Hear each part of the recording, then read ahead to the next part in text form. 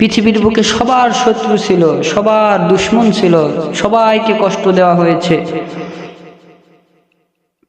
পৃথিবীর বুকে সবচাইতে উত্তম ব্যক্তি মুহাম্মদুর রাসূলুল্লাহ সাল্লাল্লাহু আলাইহি ওয়াসাল্লাম, তিনি পৃথিবীর বুকে সবচাইতে উত্তম ব্যক্তি। তারপরও তিনার শত্রু ছিল কি ছিল না? তারপরও তিনার শত্রু ছিল, তিনাকে কষ্ট দেওয়া হয়েছে, আঘাত দেওয়া হয়েছে।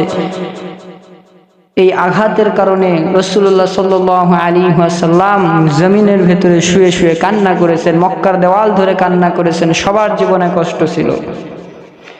আমার বাবাজি, আমার বন্ধুগণ, এই পৃথিবীর বুকে এমন কোনো মানুষ নাই